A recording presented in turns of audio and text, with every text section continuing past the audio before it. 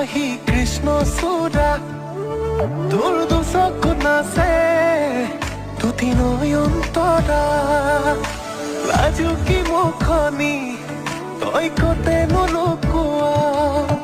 তোৰে ঐ ভাৱনাত মই নিজকে হেৰুৱাও লাজুকী মুখনি তই কতেনো লুকুৱা